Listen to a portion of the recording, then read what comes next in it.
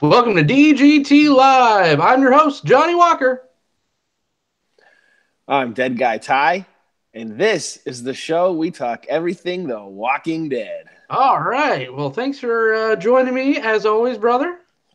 Of course, man. Thanks for having me. Yeah, hell yeah. And before we dive, we took a little time off talking Walking Dead and talking anything really for about a week. And we got a lot of news, and not just news for The Walking Dead or some other stuff, but a lot has happened, some good, some bad, and I want to discuss a little bit of both. First off, we'll start with the good news. The good news is that I just want to, I want to give thanks where thanks is due. And I want to, car buying. I know this is what? This is a Walking Dead show, and we're talking about car buying. Car buying is some of the worst things you could do in life. That is unless you live in the Pacific Northwest and you go to Northwest Motorsports. So I want to give a huge shout out to my sales guy, Mike Finch. He is, if you are in the Seattle area, you're in the Bothell area, like I am, Everett, anything like that, Puyallup, go see Mike Finch at Northwest Motorsports. Car buying was great. We got a sweet rig over there, and it was all because of him. All kind of credit classes, everything, and I got this cute little T-shirt. So thank you, Mike, so much. He's also a new subscriber to the show, so we both appreciate that quite a bit. Like I said, go see if you are in the market for a car. Go to Northwest Motorsports. Go see Fred and Mike, and they will get the deal done for you. Next order of business. I just want to. I'm going to bring the mood down a little bit. We lost a kind of a brother in arms this past Saturday, and or actually I think it was Sunday. I'm sorry. This was kind of horrible. So our buddy Wes Carter, who had a YouTube channel, 27 years old. He's good friends with our other co-host Tony Walter. He was tragically taken from us from a way too young age. And I just want to say that this guy, he was one of the best vloggers I ever seen. He leaves behind a family, and it's just absolutely heartbreaking that, it's not like I was best friends with him. I talked to him from now and then, but he was great friends with our great friend Tony Walters and all the Rad Entertainment guys. Him and Tony actually had a vlog show together. So it's just absolutely heartbreaking. But if you want to go and check out an amazing video, like a spotlight of his life, go on Tony Walters' Facebook page, and you'll see kind of a tribute to him. So, I mean, this was just a huge blow, which is just horrible. You and I, Tyler and I have known each other for a very long time, and we went through something similar a couple of years ago. How long has it been? A little over, or just about 3 years. Yeah, 3 years ago, we lost our brother, Jeff Hale. He was an amazing person too, and so I know exactly what that family and all the friends are going through over there, and as well as Tyler. So rest in peace, Wes Carter. You will be missed. What an amazing person. Okay. Now with all that, did you want to say anything, dude? I know. I don't think you knew Wes too well, but No, I didn't know Wes, but I hope that he's at peace, and I hope our family over at Rad Entertainment, especially Tony, can find some comfort and get through this rough time after losing such a close friend. absolutely. Oh God, it's terrible. Yeah, and you're going to be and going back a little bit, you're going to be up here. So you're going to buy a car from Mike Finch at Northwest Motorsports. I don't think I'll be buying a car when I'm up in the Seattle area, but Okay. if I were, I think I'd maybe go check out Northwest Yeah, Motorsports go buy the car from Mike Finch, man. He's the best in the biz. All right. Now on to our special guest. We were going to have another like a human special guest on the show tonight with us, but that didn't really work out. But as always on DGT Live, whether we're talking Walking Dead or whatever, I don't need an excuse. I'm going to drink. I am drinking an Iron Horse red hoppy ale. I got a couple of these. It's got a cute little. It's got rainbow skulls on it. It's got. Like it looks like a keg that's like a unicorn. This thing is crazy. If this beer is as interesting, what in the hell are you drinking? Right? If this is as interesting, like the contents inside are as interesting as the can, then I'm in a good spot. And of course, I want to thank my homie, my brother from another mother, Christian from Northwest Beverage. Mwah, I love you, boo.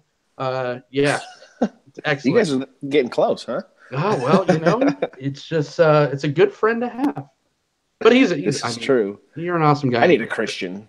You need a Christian. Everyone needs a Christian. Everyone needs a Mike Finch. Yeah, I don't have a Christian or a Mike Finch, damn Dude, it. I'm telling you. Some big things are going on up here. Sir, are you drinking a beer? I am. Well, Ooh. I mean, I'm not yet, but I brought with me today for my special guest from Snake River Brewing. It is Zonker Stout. What? Out of Jackson Hole, Wyoming. So not as interesting of a can as yours, but an interesting name nonetheless. Zonkers? Yeah, it sounds like something you yell when you drop something. Zonkers. Like out of an old Batman show or something. Yeah, when you come up here and punch me in the face for whatever reason, I'll yell Zonkers. Either that or like Three Stooges. I guess that would be more fitting for us, huh? There you go. That's perfect. And Mike Finch has joined us in the chat. So, yeah, absolutely. Thanks again, dude. And Thought Factory joined us. He's drinking water. No effing concoction like he had when he was on the show. Water is not quite as exciting as what you drank last time when you were on the show, Felix. Dude, yeah, Felix. He had some jungle juice, some effing jungle juice. All right, well, I'm gonna pour this up. I have Rick Grimes with me tonight. I've got Rick Grimes' counterpart here, Miss Michonne. Nice. Or the lady from Black Panther. I don't remember her name from Black Panther, but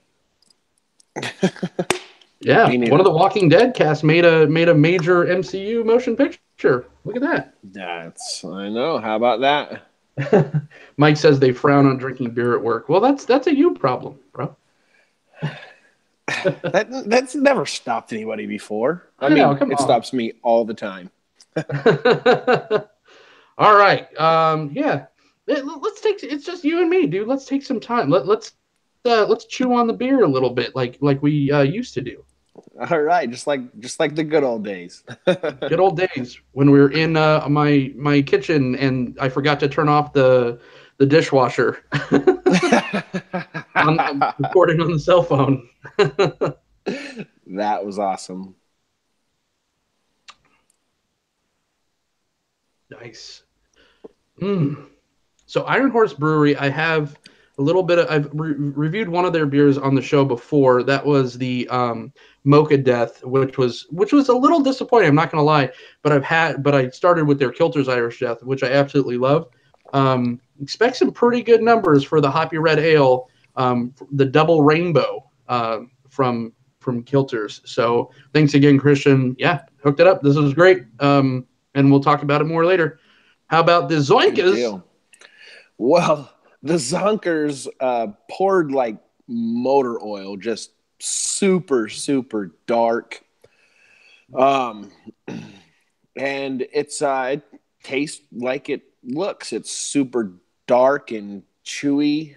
And yeah, I'm going to chew on it for a little bit and talk about it later. Very good. Very good. I'm going to sit here and chill in my new t-shirt, sip on my beer, and let's talk some Walking Dead. So this was for the mid-season premiere, which was titled Honor. We kind of talked about it right before it came back on the air. That's when we had that crazy flash mob by Unsleeved Media. That was an interesting show. Yes, it was. That was hilarious. Yeah, I didn't know what to do.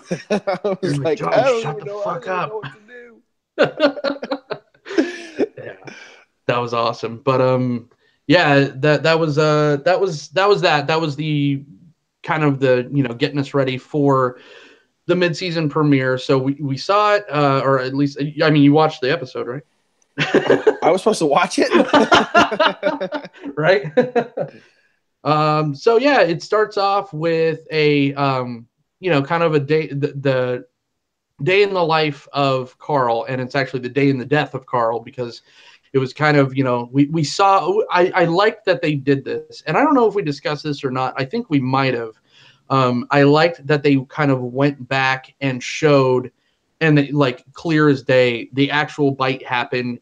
Carl's, you know, POV face, you know, it was those two walkers that kind of set upon him, and he pushed the one off, and then the other one kind of came, and then you saw the first one kind of get up and bite him. I thought Chandler Riggs did a great job of kind of conveying a lot of emotion during that. Yeah, what did you kind of feel about that scene, that they actually went back and showed it? Well, I like that they went back and showed it because, you know, with this whole Carl's, you know, whole death there was so much controversy. When did it happen? And the funny thing is, after that episode, before we knew that he was bitten, and we talked about this scene in particular, you know, the original scene, and yeah, you know, back then we said plot armor, right? We're like, oh, he's got plot armor so thick that yeah. Exactly. And, you know, we're like, oh, Carl going out there, getting himself in stupid situations, but he always just weasels his way out of it, you know. And then there was all this speculation. When did he get bit? You know, and I asked, it had to have been, that was it. And then, yeah, I mean, I agree. I mean, and we've been a little critical of Channel Riggs, just like we've talked about before, but man, his look of just, and to convey so many different emotions with just one look. I mean, he nailed it. Absolutely. Yeah, and it was that initial, like, oh shit, like you just jumped in, like, you know, a 20-degree pool in the winter, you know. It was like, oh right. No, and then he kind of gets up, and then he kind of does the realization, and kind of just like, oh, well, that just happened. And you know, he kind of didn't skip a beat, and that's why, you know, when we saw it initially, we were just like, oh, you know, plot armor. You know, he kind of gets up and looks at himself, and he's like, oh yeah, nothing happened, but it absolutely did. So that was pretty awesome. And then you get kind of the montage of like I said, the day in the death, and it's a lot of him and Judith, which was like heartbreaking. And then it's all done to Bright Eyes, a song by Bright Eyes, which I love. So I was just like, I was super stoked that they used that song. I had never heard the song before, but I even, you know, mentioned it, you know, when I was watching. I was like, hey, I'm kind of digging the music, though. I like this song. So, yeah, hell yeah. You know, and then we flash kind of to, it picks up where the episode, the last episode left off, and they're down in the bunker. And that's when the episode just kind of starts dragging for me. I'm not going to, you know, we're not going to just break it down and be like, oh, this is everything we liked about it, this is everything we didn't like. I'm just going to sprinkle it in. I think everything in the bunker, and at that point, okay, I'm going to scale this back. I'm trying to think of how I want to say this. You're going to give me shit, and I think a lot of people are going to give me shit. But I thought that montage was more emotionally effective, and just showing him happy and writing the letters and doing all that and hanging out with his little sister. I thought that was more emotionally effective than the drawn out, you know, 45 minutes of screen time goodbye. Oh, we're saying goodbye in the bunker. We're saying goodbye in the street. We're saying goodbye in the church. And it's still blah, blah, blah. And, you know, while they were down there, I'll say that it was okay, because, you know, that's when the whole group was there. That's when, you know, excuse me. Wow, this hoppy red. That's when it's like, it's right here. That's when Daryl and everybody are saying goodbye. So that was pretty good, and that kind of made me reminisce to something that just happened in the comic that we won't talk about because it kind of just happened. So that kind of hit some good notes for me. But besides Michonne's reactions, I wasn't too impressed with Andrew Lincoln through the entire thing. I don't know. What did you think? Nail me to a wall. Well, actually, I agree with you. Shit. it was.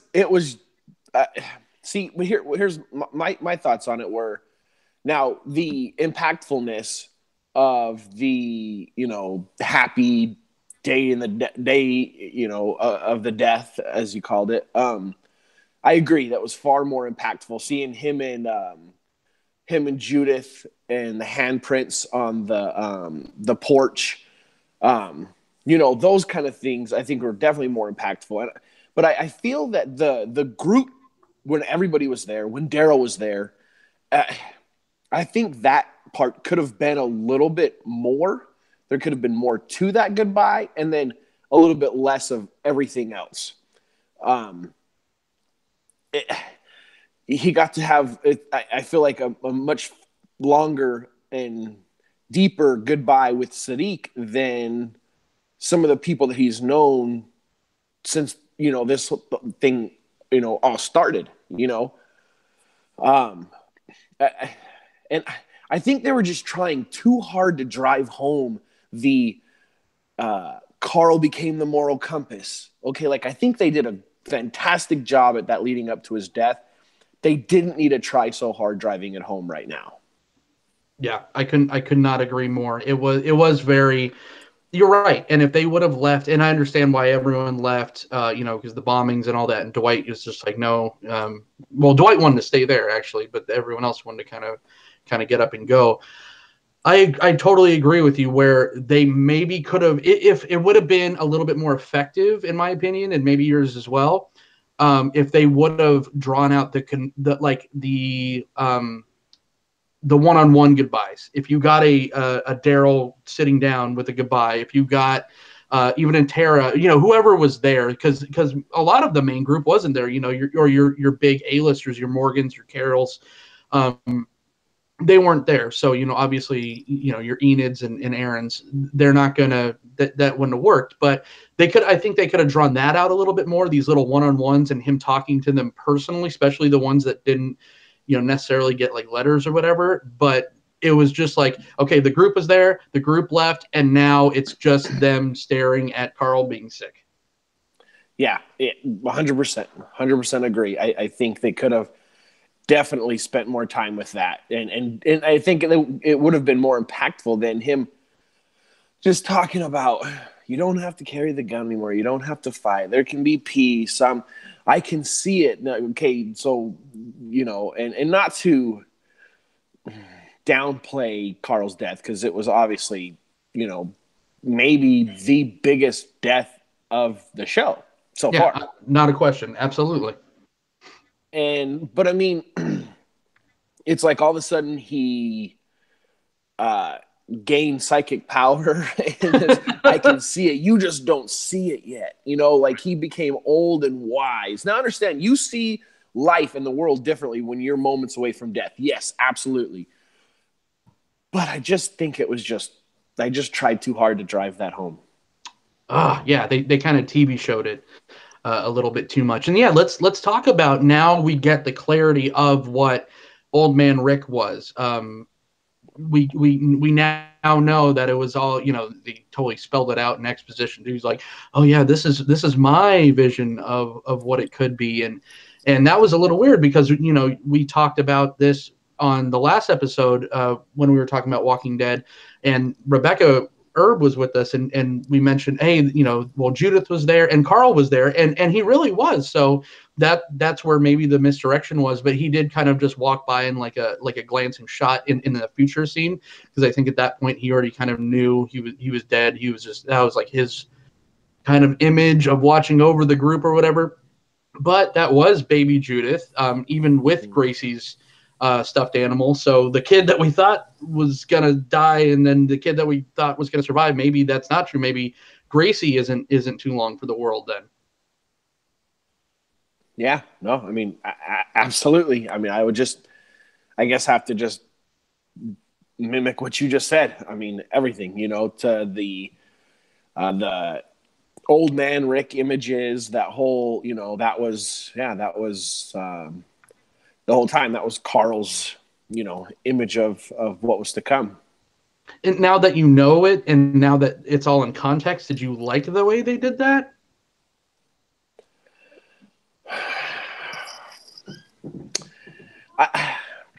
I like the way that, they portrayed this future, peaceful future that Carl, was, hopeful for. I don't know that I like the teasers that they started in, kind of throwing in since the beginning of this season. So I don't know. I have mixed feelings about it. Yeah, it was a little bizarre, and I think at the end it was so, like you said, driving the point home. It's just like, look, we might not kill Negan. It's just like, and then even with episode 9 a little bit, they kind of they're humanizing Negan more and more, and we'll get into that. But that was the big kind of oh shit moment at the end of episode 8 is oh, Judith's walking through the garden at the hilltop, and who does she find? It's good old old man Negan and whatever. It's like, I don't know. It was fine, like the visions and stuff, but there's so much time jumping. It's a little hard to grasp what's going on, and it seems like it's which it's like they knew it was confusing, so they cleaned it up with people's title names flashing. In episode 9, yeah, they actually say Daryl and Michonne, or not Daryl, but Michonne, and Judith and all Negan, that. Simon. Yeah, so it's like they're like, oh, no one knew what the fuck was going on, so maybe we should do that or something. Let's confuse people maybe just a little bit less. Exactly. But yeah, then let's get into, and we'll the episode kind of starts and ends with Carl, and we could get back to the whole Carl thing. But I want to talk about my favorite section of the episode, and that's everything with Morgan. Oh yeah, no, I agree. I mean, everything. In fact, I'm going to talk about a few different scenes with Morgan towards the end of the show. But yeah, he just killed it. You see me? No, Oh. I cannot. Uh-oh. Okay. Let's see. We're having some technical difficulties. Usually we don't have too many anymore, but I'm just going to see. Hey. All right. I don't know. See it now. I don't know how long this has been gone for. You guys are probably better for it, but it's back. So real quickly before we move to the meat of the Morgan portion of the episode, I do want to, Thought Factory has some stuff to say. He says, let's see, he also agrees with us that he feels that Daryl's goodbye should have been a lot longer, which, we've already said we agreed. Old man Rick part tied into the new beginning. But yeah, that's the new beginning. It won't happen because you know what? Carl's probably on the show. Carl's a huge part of that. So yeah. All right. So moving on to the Morgan section. And this was, I think we read the early reviews before. We read the early reviews when we did the last episode, and one of them teased that this episode maybe wasn't so great, but it had some gory bits, and boy did it ever. Morgan went full like fatality, on one of the saviors, and it was just great. It was a lot of great juxtaposition with Carol, and every time Carol and Morgan are on screen together, it's pretty dynamic because of their backgrounds and their ideologies. As soon as they introduce them kind of together, in season 6, when Carol was kind of living with the kingdom at first. Actually, I think that was 7, but anyways, they're just so different, but so the same, because they're both stone cold killers and they can both go to that place. But it seems, right now at least, that Carol has a little bit more. she's just a little bit more in control of that side, where it looks like Morgan is starting to lose it now. Yeah, no, absolutely. And I mean, God, Lenny James, man. I mean, Mm-hmm. God, that dude is. I mean, I would have to say he's probably the best actor that The Walking Dead has had on his show. Period. I cannot argue with that. The way that he just, I mean, you can see his sanity just kind of slipping away and pulling it back. I mean, you can see it. Like that dude just wow. Yeah, absolutely. And of course, it's Carol's involved, so we have to throw a little blonde kid in there. We got Henry. Sorry, I caught you mid sip. Yes, this is true. There always has to be a just effed up little kid, little Yep, blonde kid, wherever always Carol blonde. goes. Could be male, could be female, could be two females, but it's always a little fucked up blonde kid. Yeah, so of course, that was Carol's motivation to go in there, and they're I like the whole Mission Impossible Walking Dead style of them having to go in and infiltrate the kingdom to go try to break out King Ezekiel. It was a lot of fun, and it's just like, yeah, we're working together, we're on the same page, we're doing this, we're gonna save the kid, and then they kill a couple of saviors, and then they kill some that they probably don't have to kill, and then Yeah. and then it's just like the more he gets into it, just the more he just goes nuts. Yeah, absolutely. Absolutely. And the whole time, I like how King Ezekiel's trying to, or maybe I think he's just Ezekiel now. He's not a king anymore. Oh I don't yes. know. But he's just trying to, talk some sense into Gavin, the whole time, just like, hey, it's not too late. It's not too late. And at the same time, you see Morgan just slipping off the deep end at the same time, and it's just I thought it was kind of interesting. Absolutely. And unsung hero, and the unsung performance in every episode he's in. And it's a shame because I don't even know the actor's name, but the guy that plays Gavin is such a great character. I love the lieutenants of the Saviors.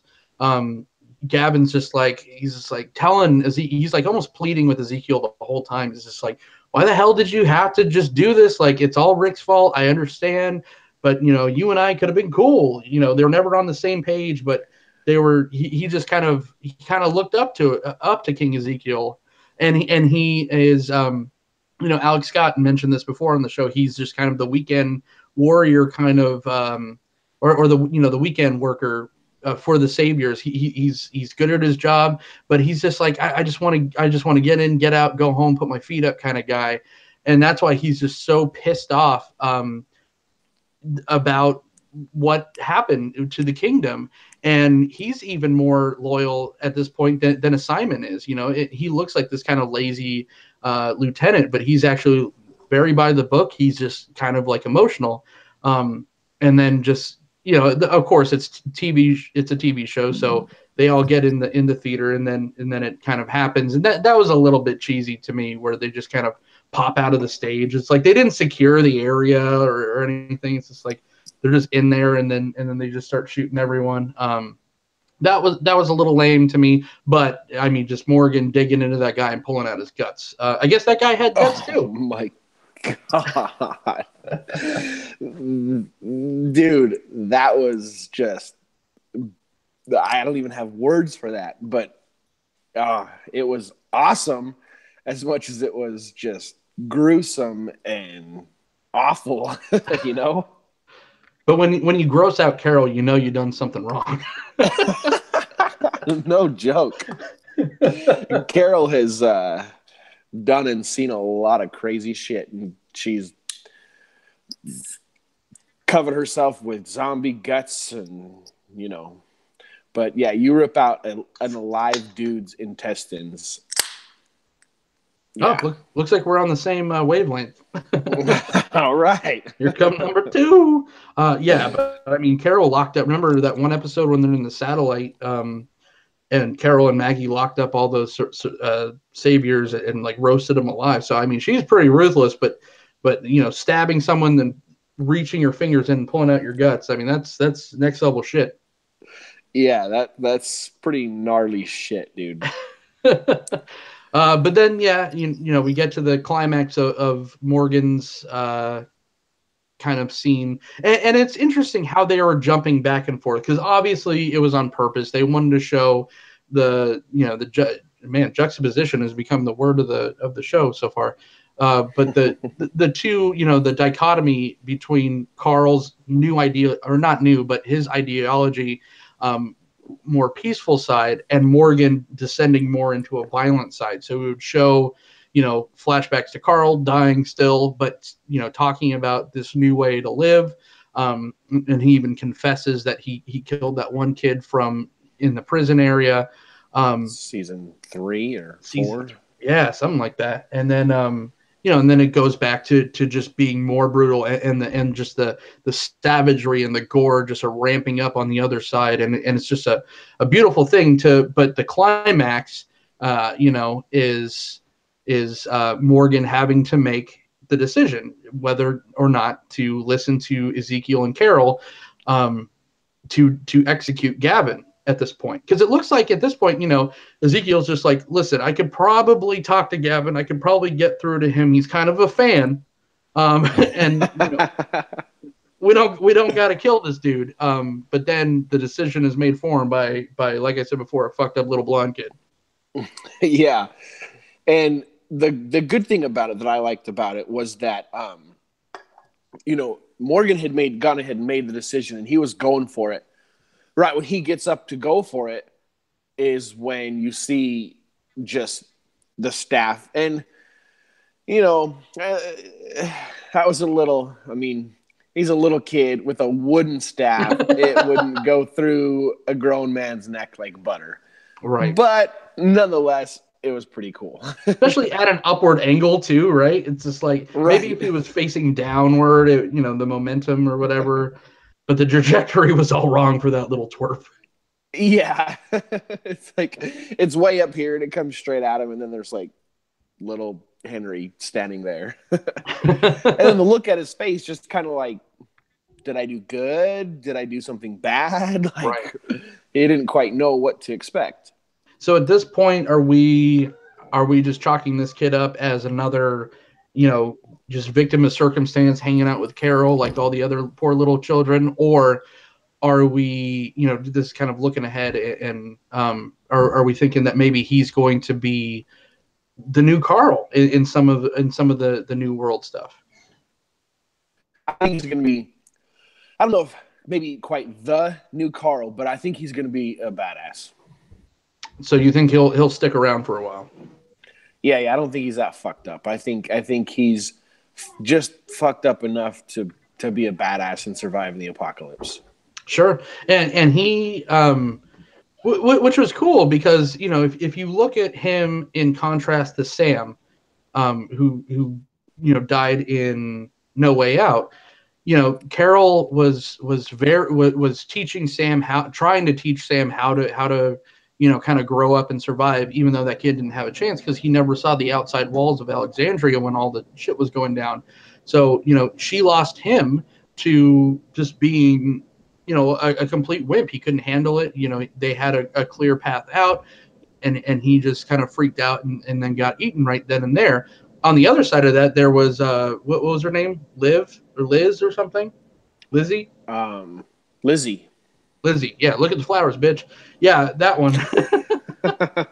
Yeah, and Carol, she was too crazy, and Carol had to put her down. So maybe like you said, that's why we'll keep someone like a Henry, where he could do the hard choices. He has that much of an edge. He lost his brother and his family now, but he's not going to be as psychotic as Lizzie was. So right, and yeah. Mr. Thought Factory, he agrees that Henry's gonna stick around for a while and be be a good part of the show. Okay.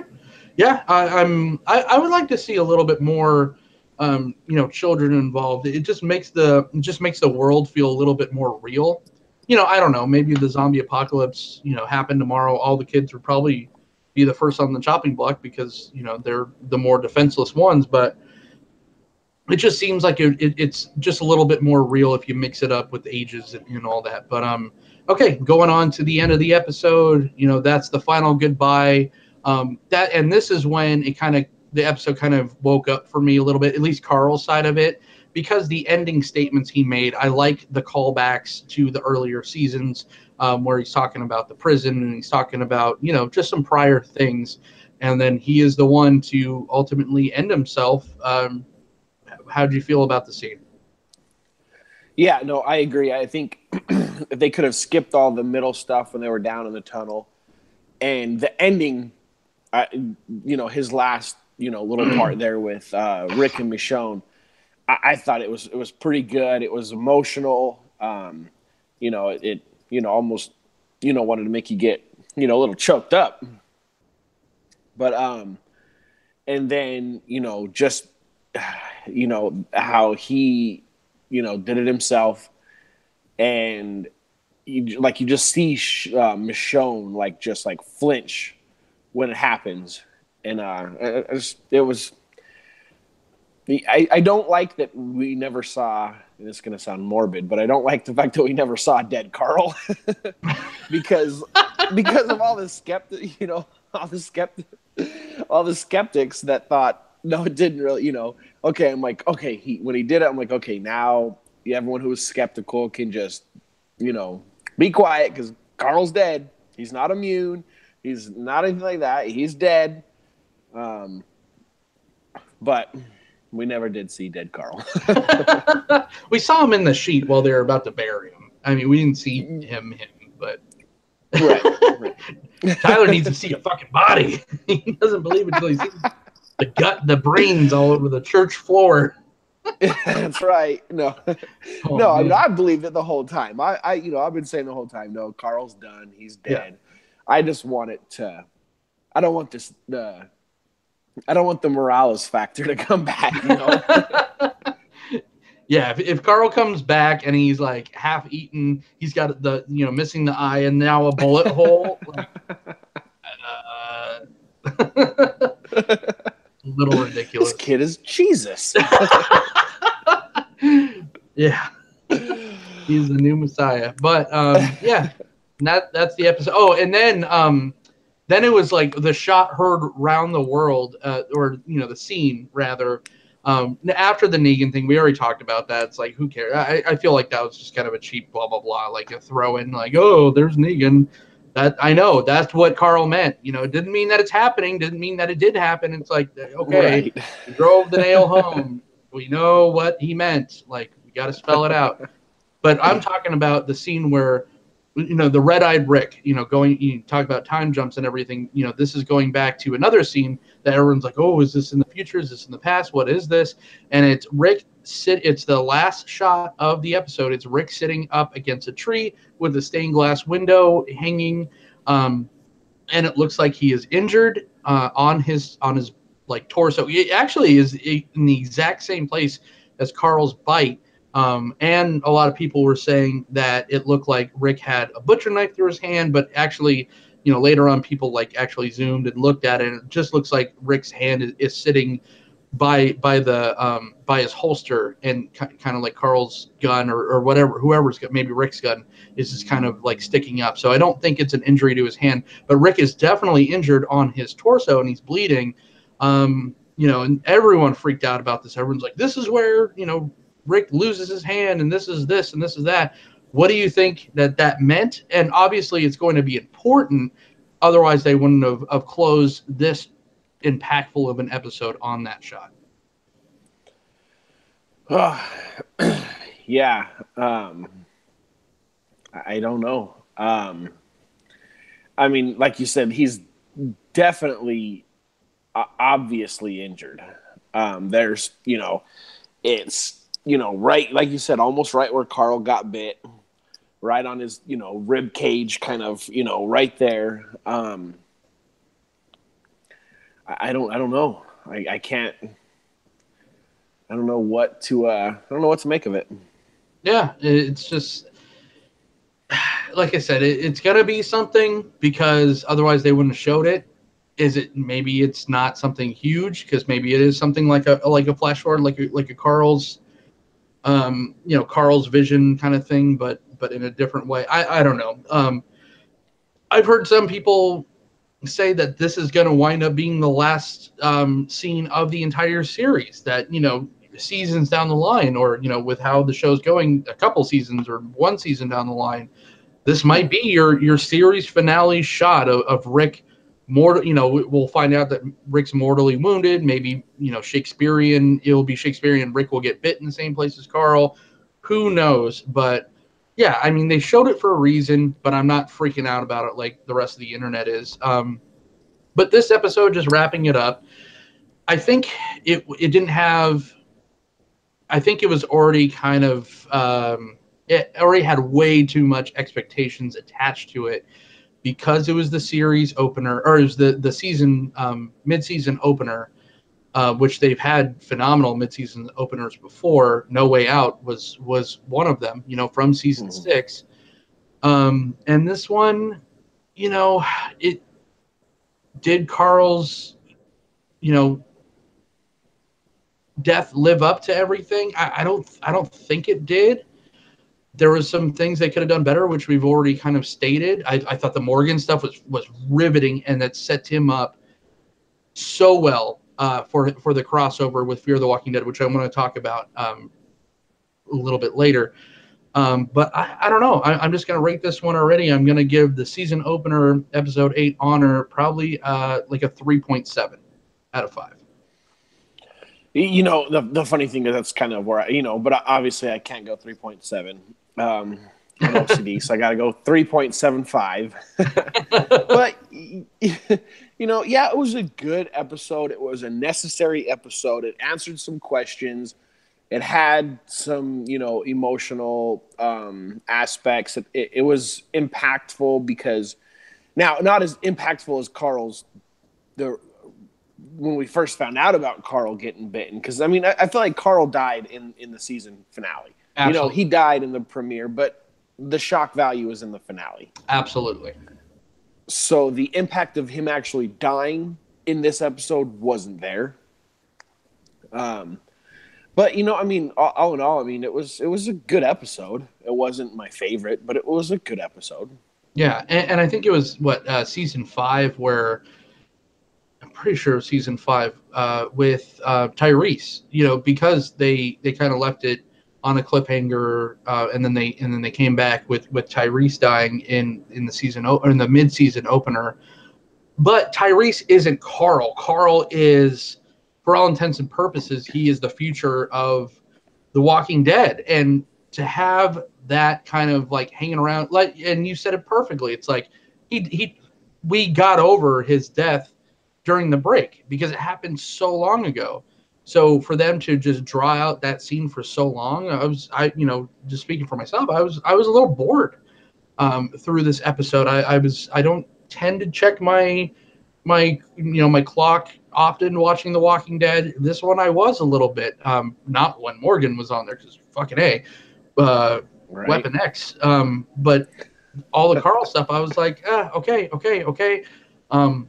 But we're I won't say that you and I are the minority or the majority, because I've heard it both ways. I heard some people really affected by this episode, and I have heard people with our mindset of this episode. But to have the biggest death of the Walking Dead series so far kind of fall flat is not a great thing. Yeah, I agree. And our friend Felix over at Thought Factory says he rates it a solid 3 out of 5. And our good friends over at Rad Entertainment says, not the future anymore.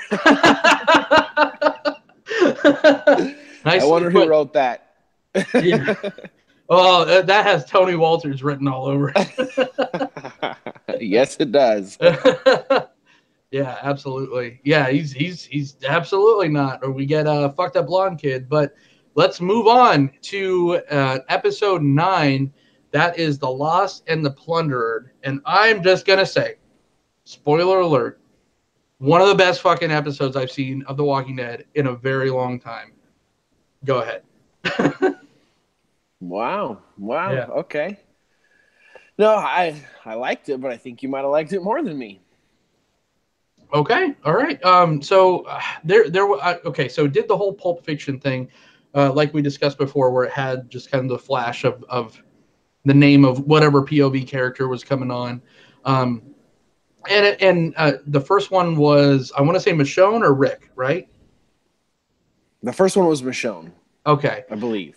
And Michonne's reactions and all that, and like I said, I thought she I mean, at this point, I think she's a superior actor. Um, to a lot of the people on the show. We talked about Lenny James. He's great. But I think Denai Golinari, I think her name is. I'm probably butchering it, but I think she No, it's is. Deny, but Yeah, Denai. yeah. I think she is like, and I don't think she used to be. I think she has become a phenomenal actor. And we've kind of seen her kind of grow up in the craft right on the screen in The Walking Dead, and now in other things, like you said, in Black Panther. But I thought that she was more emotionally damaged than Rick was with his own son. Fight me in real life. But right, but we kind of even talked about that when we talked about the finale. Was that we're actually more concerned with how it's going to affect Michonne. We kind of thought that was going to happen. Yeah, and Felix says, I actually rewatched the last episode several times, and I haven't done that since 6 years, or no, since season Season 6. 6. Yeah, and he says we're right. It was a good episode. It just was, and it wasn't perfect because, and we'll get into that, but we're just kind of going step by step, and just they're lead. I did. I mean, I love the scene, and I thought the most emotion that was conveyed by Andrew Lincoln, playing Rick Grimes, that just lost his son, was him kind of hanging Carl's silencer pistol on the cross, and then like right before they left, he took it off because he's just like, no, we'll probably need this or something. I know that's a good gun. Exactly. He was like, okay, I'm gonna put this on there as a marker, and then he's like, we're in the ZA. I might need this. Yeah. Well, What would be great, yeah, and I just thought of it, would be, and I don't know if Negan's going to live or die. There's obviously either one that could happen, but I think it would be great if Rick kills Negan with Carl's gun. that's yeah. Yeah, that thought ran through my mind. Excuse me. I hope that doesn't happen though. I don't. I hope it doesn't happen that way, because I just think that's like the thing that should happen, and I totally agree. And I thought of that as soon as then he did that. I'm like, I hope that's not going to happen. Yeah. Well, if he does die, I want that to be how he dies. But who knows? Yeah. Tony said, "Team Negan, Negan live." Hashtag Negan lives. Fucking Tony. Fucking Tony. But yeah, they're running away from the grave site, and then Michonne has like a little freak out, which I think is great because she sees the blue handprints on the porch, and it just starts affecting her so much. And you see all the walkers start coming in. Oh my God. And talk about great walker effects. The one, she goes to close that door, and the little the latch gets stuck on that walker's face. That was awesome. Yeah, that was gnarly. And you know how she just kind of was unaffected. Like she just sat there and just watched zombie just rip his face right off of his skull. Like, yeah, I've seen that before. Oh, so good. So good. And it's great to see walker effects being good again. It's good to see walkers in The Walking Dead again. And not just, person on person war. It's like watching freaking Fortnite, lately. And I'm just like, if I want to watch this, I just watched Noah play Fortnite, all the time. I'm not sure what Fortnite is, but I agree. Right. But yeah, and she has like a little freak out, and she sees the little gazebo, and she's like, "No, we have to stop." He sits on this, and they go and they attempt to put out the fire, but of course it's level-headed Rick. It's just like, "Nope, we got to go." She sees the notes and everything, and he wants nothing to do with it. And I agree that everyone grieves differently, and realistically, in the zombie apocalypse, you're already probably mentally preparing yourself to lose your loved ones, your spouse, your children, your parents all the time. But it just looks at this point that Rick is just so unaffected, and it just honestly has just started to bother me after a while.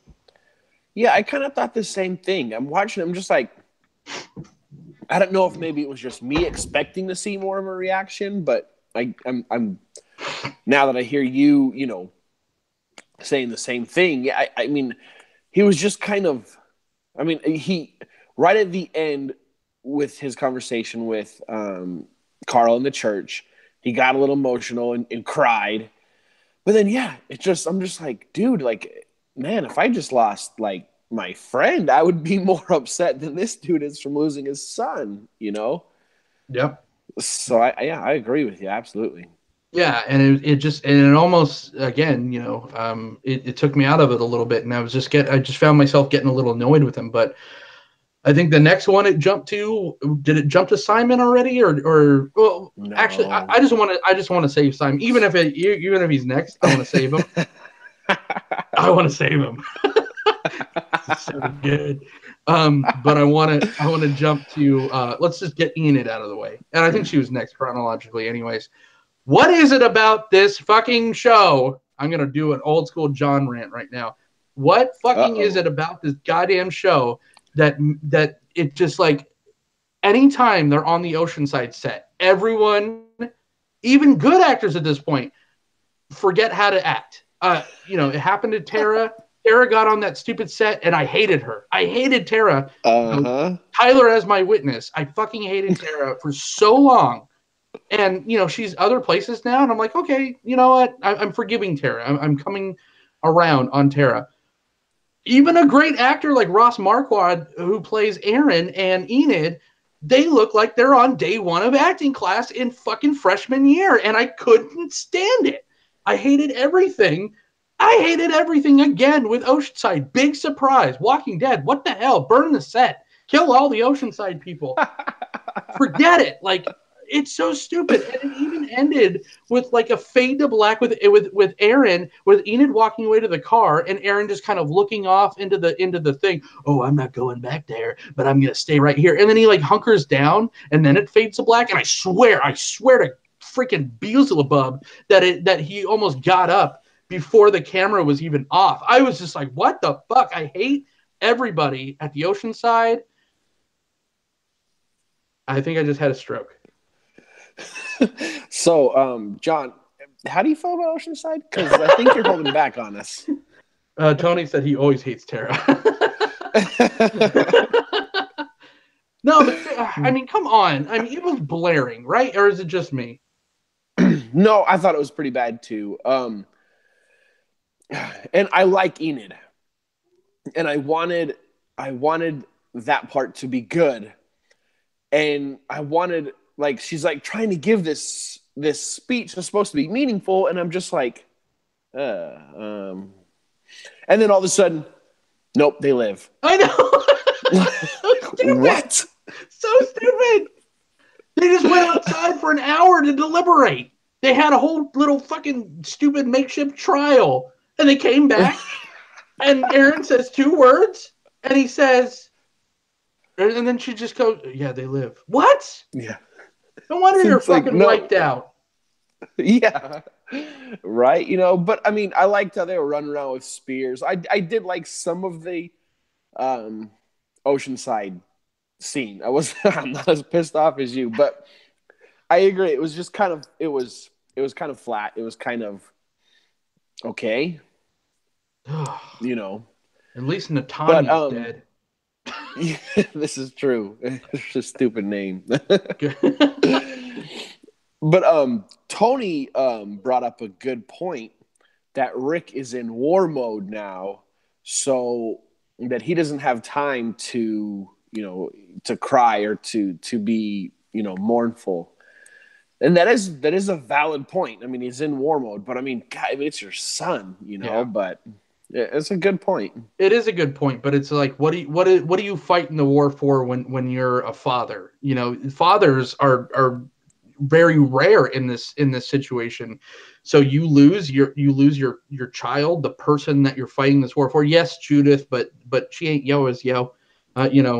She don't even look like me, type thing going on with Judith. And he cares for her, obviously, of course, but you lost the thing that's keeping you sane. You kill people every day in this new world.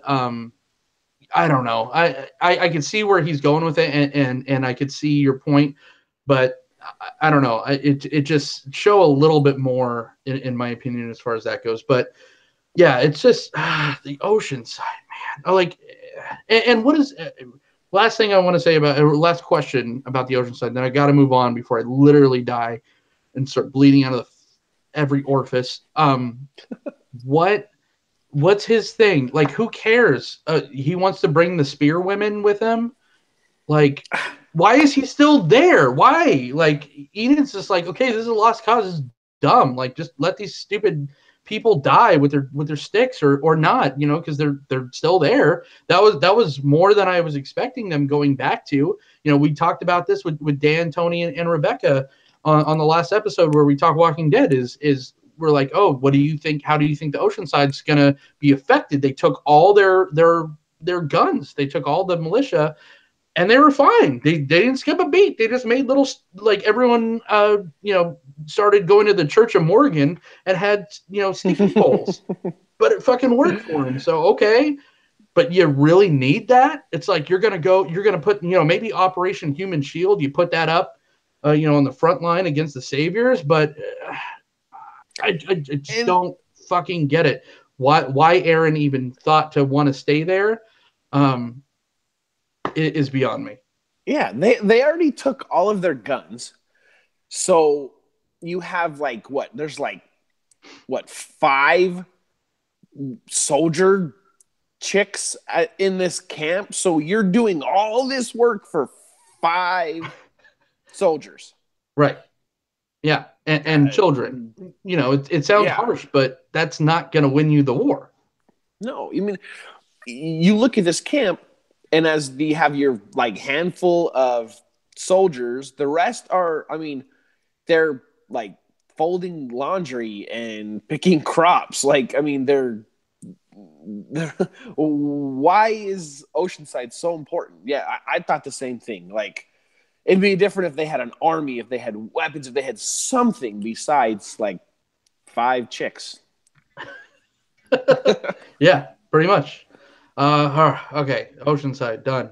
We gotta move on. So just expect, ladies and gentlemen, that little snippet of a scene to bring down the score considerably on a very good episode.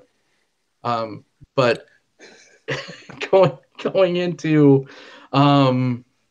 okay, so let's get right into the whole Judas and Simon and all that, because squashed ham. This was everything. This was what made this. I love the opening scene and everything with how emotional Michonne was being and all that. But man, the meat and potatoes, literally the meat and potatoes of this episode and of this season so far, Judas has become. She had that kind of breakthrough, and she was just so fantastic. So, Rick and Michonne kind of show up, and they kind of tease it first. Rick and Michonne show up to the junkyard group. They hit this little tripwire. It closes up the exit, which I thought was a little, kind of practical jokey. It's just really that's the hardest.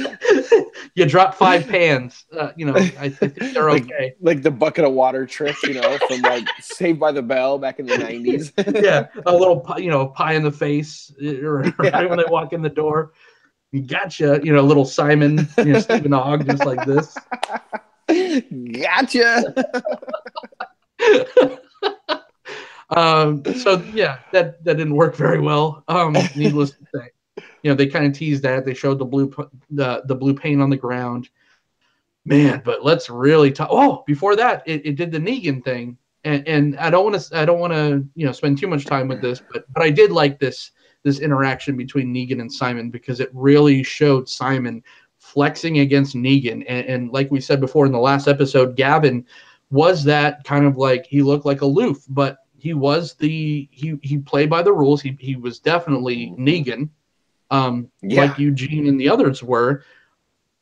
Simon does not look like Negan. Simon looks like he wants to name everybody Simon. Yes.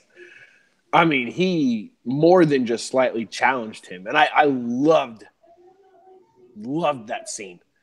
I absolutely just, you know, and then the way just, man, Jeffrey Dean Morgan, Negan, man, he just, you will do your job. Yep. Like, just badass, man. I loved that scene.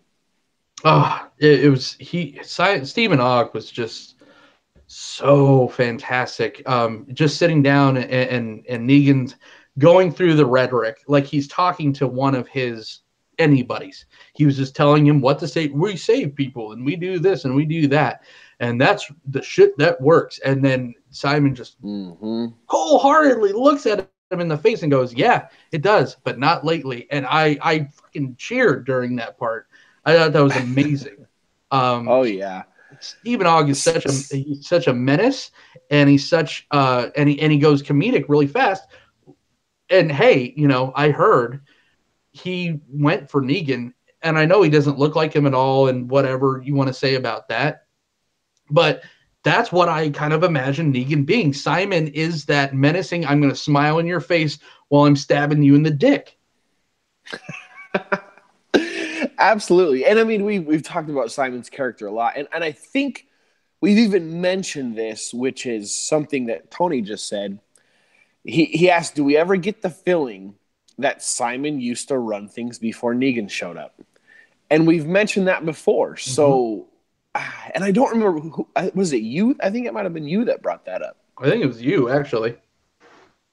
It wasn't me, so then it must have been somebody who was a guest on our show. But the conversation has taken place before. So, you know, obviously there's other people out there that think so because, you know, Tony just posed the question now. And it definitely feels that way because I mean, well, but you know, something happened, obviously. See, and here's the thing. And I'm just gonna say spoiler alert for the comic because this is extremely relevant to what we're talking about right now. So if you don't want to know, including yourself, you know, plug your ears or whatever. But this is coming right out of the Here's Negan storyline in the comic book, and that is. So how far ahead or how far in the comics are we talking about? Okay, so the Here's Negan is the standalone kind of subplot that's not in the timeline. Okay. It's the prequel to Negan. I could just not say it. Or I could No, go ahead. I'm just gonna drop my earbuds for a minute and just give me a thumbs up when you're ready for me to come back on. Okay, go ahead. So at this point, if you've seen, you know, and again, this is your last chance. Spoiler alert for the comic book for Here's Negan. If you've seen that storyline and that story arc, it shows Negan meeting the Saviors, meeting Dwight, and the person that was in charge at that time of the Saviors, he winds up killing. He's the first victim of Lucille. He winds up beating him to death with the bat. So and I know the comic is the comic and the show, but in my humble opinion, I don't think that if Simon was the person in charge, that he would leave him alive. Because you see what he does to people that just basically disagree with him or go against his rules, like a Dwight, like some of the other people. I forgot the name of the other character, but he burns their face, he marks them, or kills them. So I don't think that Simon was in charge because he is Negan, the character, is too smart to leave someone like that alive.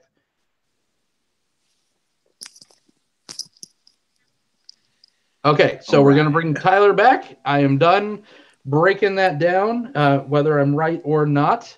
But yeah, so I think you're wrong. as you should. Usually I am. But yeah, and they bring they bring in Maggie's parcel. They pop the thing. That was pretty cool. Negan just kind of nonchalantly goes over and nails in the head. But at this point, and this is a question I want to pose to you. Do you think Simon's right at this point, or at least a little bit right as far as what he's trying to say with, the point he's trying to get across to Negan? Let's scrape the plate at this point. Let's go out and let's find new communities. These communities are just so far, they've proved time and time again that they're not buying into what we're doing. Like he said, not working lately. Do you think that Simon holds some merit in this argument, or do you think or do you take Negan's side on this? Well, I agree that it's not working. So let's cut our losses. But I disagree on the let's go find some more communities to take advantage of. You've lost some of your lieutenants. You've gone to war. This style of just, under my thumb, dictatorship and, evil control, it isn't going to work. Especially when, you don't have like the technology and you don't have things like electricity and running water. So money can't like buy you power.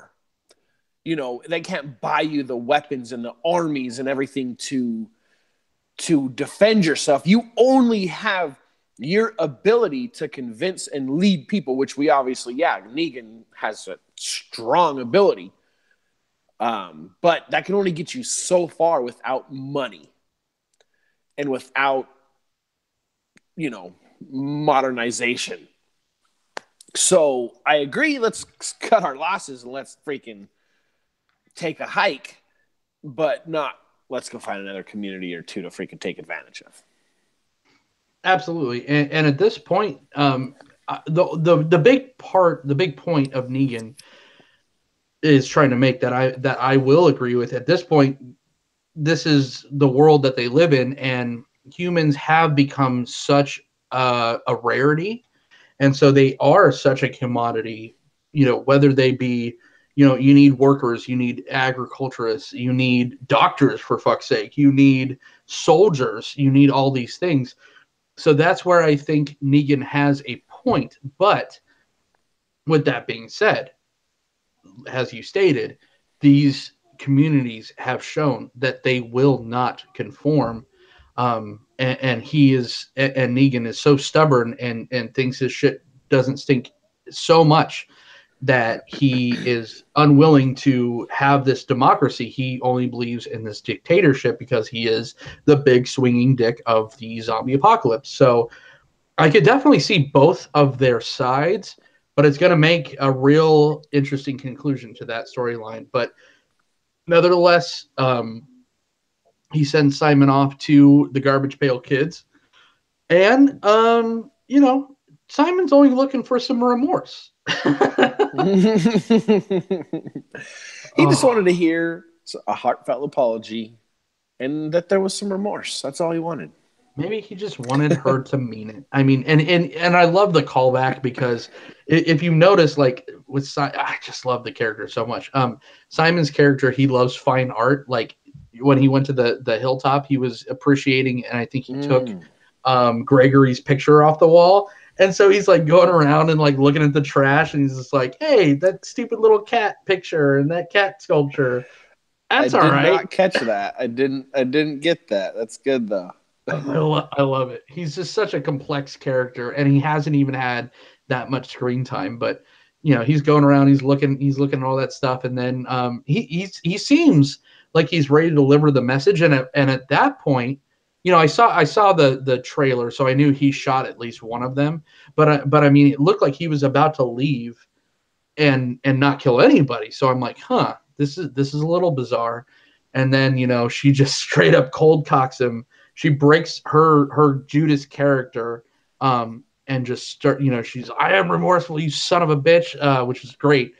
And then he just, hey, light him up. And it made it a point to show, like, there was like a small female child in that group, and just, oh, you saw it. And it like later on when she's playing it back in her mind, it had this like grainy films, filter on there. Oh my God. Like, that's what I don't understand. It just kind of pisses me off sometimes that this show can have moments like this in the same episode as what they did at the Oceanside in the same episode. And I'm like, fuck, like, what's going on here? Like, I don't know. But the acting was fantastic. That scene, how it played out. I mean, he's in some shit. Like, that's obviously going to come out later, right? Oh yeah. And it's kind of, just another kind of, I guess, thorn in Negan. All of his lieutenants, I mean, okay, we saw what happened to Gavin, and then we see what's going on with Simon, and it's like, man, all of his, lieutenants are just, and we don't know what's going on with Eugene. Is he, we don't know. That's a good point. But Eugene was not showed in this episode. Yeah, at all. And he was such a, big part of the genius plan that got them out of the zombie-infested sanctuary. Yep. But, his sergeant, or his lieutenants are just kind of losing it, And the best ones are in the ground, right? It's like you have Dwight. Dwight's defected to the other side. He kind of came out of the closet. That's the other one. At that point. So, I mean, who really does he have left other than Simon at this point? Who's kind of, going against him. So, yeah. But I don't know. I don't know. What is the future of Simon? What do you think Simon's future is? Knowing the show, and this is unfortunate, knowing the show, they'll probably wrap him up in the next one or two, maybe save him for the season finale. But he's really solidified himself as the kind of big bad, in my opinion, surpassing Negan, because they have painted, with what they kind of fed us with Carl's vision, with how he reacted to the letter, which we'll talk about in a little bit. They are more and more humanizing Negan. They're trying to redeem Negan, where I think they're going to go in more of a comic book storyline with that character, where Simon they're positioning him to be. I mean, if you look, and I looked this up, this episode had the highest human kill count of any episode of The Walking Dead. All of the any episode of The Walking Dead. They had the most human deaths in it. Wow. And it was I think it was a count of like 90, somewhere obscure actually counted the known garbage pail kids at like 93. And so you have to, hey, he killed 92 people, right then and there, if Jadis was the remaining. So I think that's kind of positioning Simon to be the end boss of maybe this season, in my opinion. Okay. I could see that. Felix says Simon's gone by the end of the season. Yeah, absolutely. And I completely agree. It's unfortunate because, I mean, oh man, without Simon now, like, so good, and he's so riveting. And again, Stephen Ogg, fantastic actor. If anyone's a Grand Theft Auto fan, just go play that. Mm-hmm. You get all the Stephen Ogg you want. But yeah, he just commits complete genocide. Rick and Michonne. And again, this is where Rick starts to annoy me a little bit. And Michonne's just like, hey, I got the letter from your son. Oh, I don't want to read that right now. It's like, okay, he doesn't want to read it. Fine. But that was fine. That didn't like annoy me too bad, except when she said, "There's a letter from Negan," and then he pulls off and he has to read it, and then he gets pissed, and then he goes, I gotta go see the." Oh, actually, no, I'm totally time jumping, but either way, he knows that there's a letter from Carl. He doesn't want to read it, and he wants to go check up on the Garbage Pail Kids. So he goes, checks up on them. That's when we kind of see the aftermath of the little mini genocide. They get beset by all the walkers, which was pretty cool. And then they find Jadis completely stripped down to like a nightgown, which was interesting. And her feet were all tore up. And then he just decides to be quite a bully, like quite a bad guy moment for Rick Grimes with how he treats Jadis, because he's talking to her, and this scene kind of calls back to when Carol and Ezekiel were talking, back in the last season, where he was just like, Jadis breaks her act. She drops her act of her up bullshit, and she talks to Rick like a person, and she kind of tells him and explains to him why they are like they are, why she is like she is. And she's just an artist. She just wanted a place to do art and be something different, and not, be this like either just whatever. They wanted to be an ancillary group where they didn't have to deal with anyone else, and they just want to do them. And it was working. She's basically the female Ezekiel. Rick was having none of that, and he wouldn't let her out. And I don't know. That was a pretty villainous moment for Rick Grimes. What do you think? Well, number one, I don't know how she was in like a bleach white, like perfect white freaking blouse. Like, Right. she got some Clorox and a washing machine, and it's like the cleanest thing in the apocalypse, let alone in the junkyard. Right. And then I was like, holy shit, she's speaking in full sentences. Like, that was like, I was so excited. But no, man, you know what? I'm sorry, but I mean, fuck her. I mean, I would have done the same thing. I mean, she turned and broke her word on a deal that she made, and potentially could have gotten all of them killed, including Carl, a long time ago, when Negan was going to kill Carl if it wasn't for the kingdom. And I already forgot the tiger's name. Shiva. Shiva. Only been dead a few episodes in it. But if it weren't for that, Carl may have died a long time ago, and that's because of Jadis's, backwards deal that she made with the Savior. So no, I would have no sympathy or anything, no mercy on her at all. I would do the same thing. No, you're on your own, chick. Like, I don't need you anymore. You're no good to me. You're nothing but a coward and a backstabber. Yeah, which she proved on both sides and got herself in a lot of trouble with both sides, to be fair, right? Oh, absolutely. And she deserved it. So, I mean, I would have done the same thing Rick did. If that, I wouldn't have killed her. I would have let her suffer a little longer and let her just sit there in regret. And yeah. Yeah. And I mean, see, it does not pay to be Sweden in the zombie apocalypse. That's right. But I mean, and this was going to be my next point, but Felix from Thought Factory brought it up first. I think the next time we see Jadis, she'll be in a helicopter, which is a huge thing. And that's what Simon was saying. He's just like, we have been scoping your little property out. We know there's a helipad. Rick saw the helicopter flying in the air. This is all kind of connecting, coming together. Is she the pilot, or is there an underground? And this is just a question I'm posing to you. Is there an underground that we haven't seen to the junkyard group? Is this just kind of, surface level?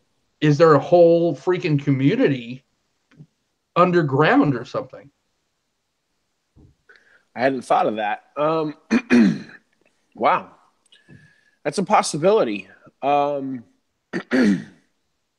think we may see I think we may see Jadis in a helicopter. I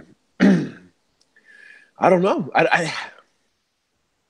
I'm thinking more likely than there being an underground group that she kind of just goes rogue, and they do have some helicopter stashed somewhere, and she just goes out on her own, and who knows? Maybe she's a part of the crossover with Morgan. Who knows? Absolutely. And a big popular theory is now, everyone was on the Madison from Fear being Alpha, the Whisperer. Maybe now Jadis is a candidate to become Alpha. Oh, and I don't know much about the Whisperers besides what I've heard, but you know what? That's actually a very, very good theory. Yep, absolutely. And let's just, the scene. My favorite scene of the season is just her, just the whole flash or the not flashback, but the kind of fade up and onto her feet, and her just kind of taking the little march, and she has a little staff, she's banging it, calling dinner, call me what you want, don't call me late for dinner. And then bam, we're having ground beef tonight. Yes. Man, that was like, and at first when they started falling into the grinder, and I'm just like, are they not going to show us anything? Like, right. Okay, I understand being gruesome and being too gruesome, but they're not going to give us anything. And then it's just, oh, nope, yep, there it is. Walker There's everything. That was so gnarly. Oh my God. And just the scene, like that hit me more emotionally than Carl, like talking.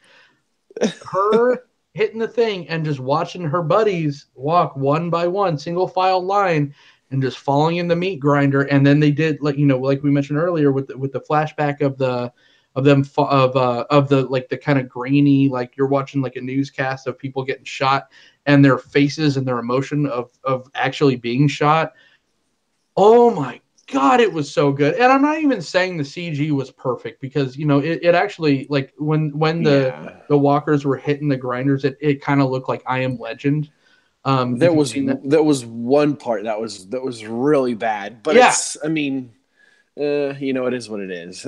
But that's what I'm saying. It was such an emotional scene that you could forgive that, because it was so cool and so amazing, and they didn't shy away for it. And I'm just like, no, fuck it. It doesn't look the best because, wow, how can you make that look the best? They did the best they could, and I applaud them for it. But they went for it, and I have to say, good on The Walking Dead, good on Scott Gimple, everybody, for making that scene happen, because, oh my God, that's all I think about. Like, I think about that when I go to bed at night. I was just like, oh my God, I can't believe.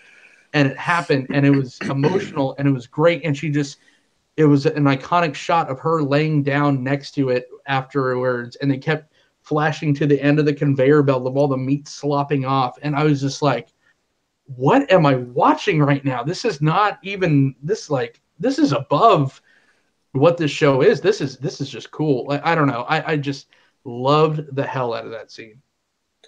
And then what about that? Some of it was like splashing onto her painting. Oh God, yeah. Oh, so good. And then afterwards, she just kind of walks down, and just grabs like a can of beans or whatever, and just has applesauce.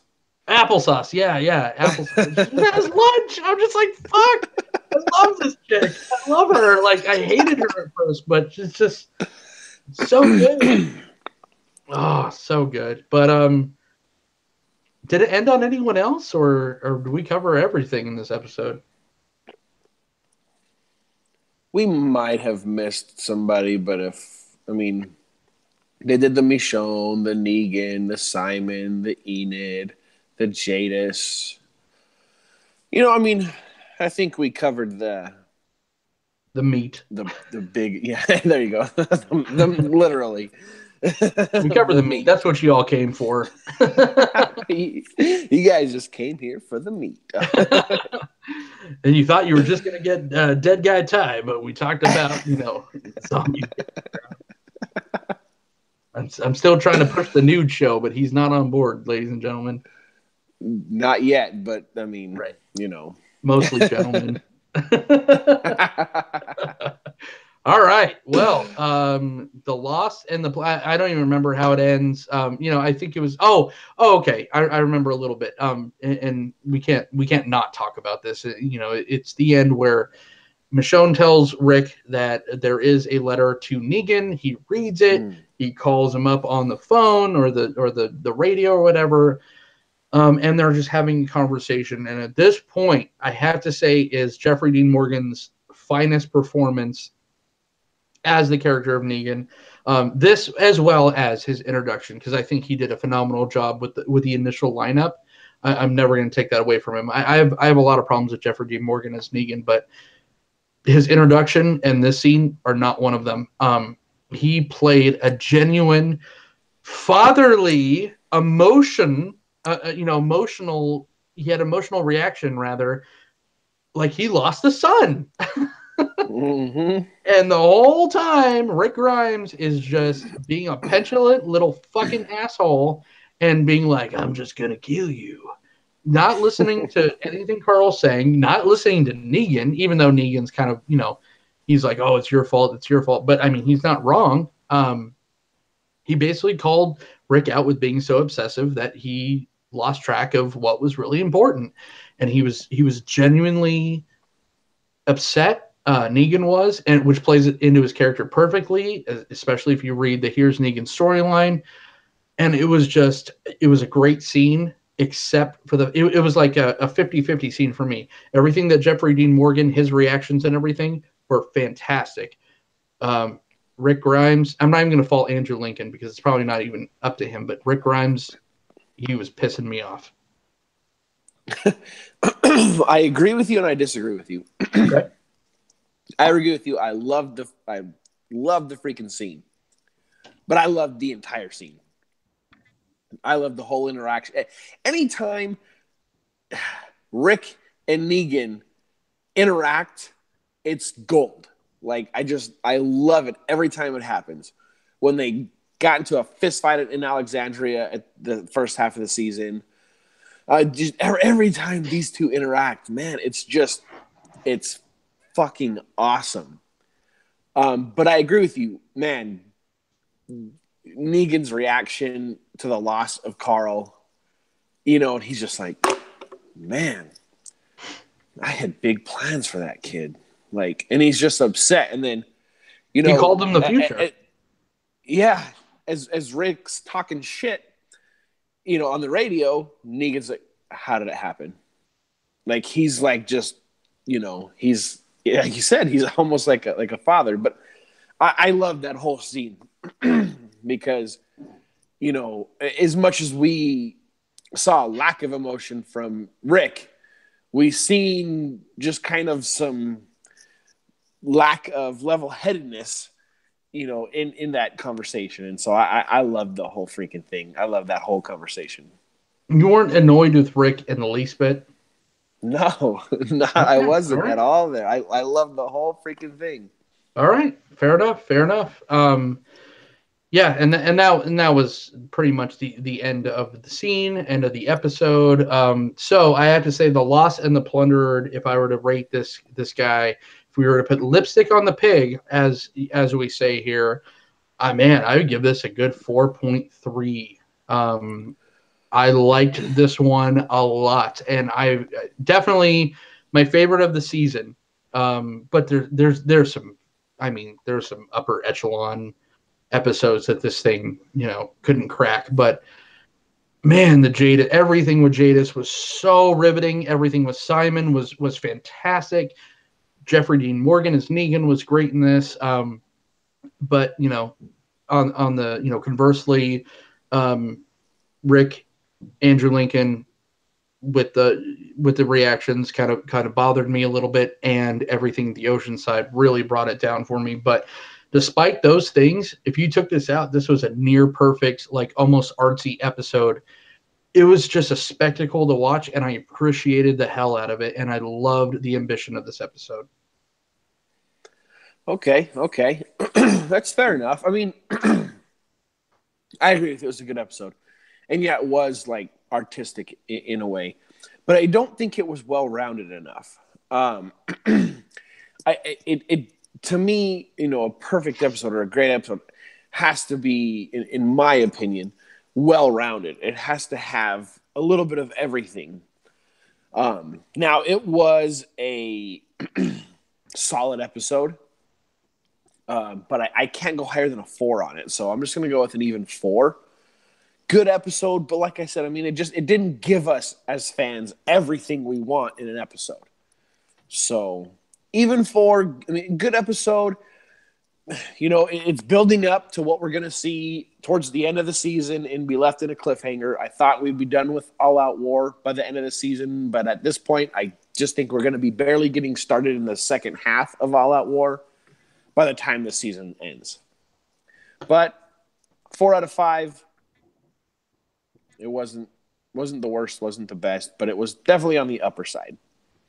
Fair, absolutely. And Felix agrees with you. Felix agrees with you. He gives it a 3.9. Says it's the best episode of the season so far. This season. Yeah. Good points. It wasn't well rounded. It was a little schizophrenic.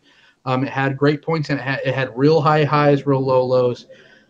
But yeah, I wanted to talk a little bit more about some other stuff, but maybe we could save that for another episode because we are running a little bit long. So I just want to wrap this one up. Thank you guys. Thank you. Oh, man. This was a good interactive episode, I would say, Tyler, right? Yeah, no, it was great. We had, some really good feedback from the chat, thanks to Tony and Felix for joining us on the chat with some really great points, really added to the show. So, definitely great to have you guys, follow along with us. Absolutely. And Mike Finch, he was hanging with us for a little bit at the beginning. He won't just sell you a car. He'll subscribe to your YouTube channel. So yeah, good on Mr. Mike Finch from Northwest Motorsports, rocking the T once again. And at this point, I want to talk about my special guest. I had the Double Rainbow, a red IPA from Iron Horse Brewery. They're from Ellensburg, Washington, 7%. I cracked into the third one. I did pretty good on the third one as well. This one was a nice, easy drinking red IPA. Nicely balanced, not too hoppy. A little bit more malty than I care that I would have like a lot. But it was definitely had a great showing. Thank you again, Christian from Northwest Beverage, for hooking this one up. I'm gonna say this one is I'm gonna give it a 3.75 out of 5. Okay. And looks like Flippin' Zippo showed up right for the end. So what's up, Flippin' Zippo? Better late than never, Flippin' Zippo. That's right. We're talking about beer. And so, as far as my special guest from Snake River Brewing out of Wyoming, Jackson Hole, Wyoming, and it says, "Why drink anything else?" Oh wow, that's a statement, right? It's an export style stout, a dark stout, super dark. I got this from Tavour. You had to order 2 cans at a time, so I ordered 2 and I drank 2 tonight, which is one more than I planned on drinking. But it was good. Well, it was. Excuse me. It was good. 6 flat, 6% ABV. It was a decent stout. I liked it because it was a little different. It didn't have the robust coffee and chocolate notes that most stouts have these days, which I love, but I just appreciate the fact that it was a little different, but at the same time, it kind of left it at just kind of a blander note. It could have had something that was just a little more robust, a little bit more, kick in the teeth, if you will. But still not a bad stout. I would still give it a solid 4.0. So, you still there, John? Okay. Well, I think we might have lost John. So, for John, for They Said We Said, you can usually find John on here on the YouTube, posting videos on They Said We Said. And I don't know his Twitter handle, but I know you can find him hang around on Twitter. You can find me here on YouTube. And once again, thanks for everyone who showed up in the chat. Thanks, Tony, Felix, for being as interactive as you guys were. We appreciate you guys, and we will catch you guys next time. Spread the disease.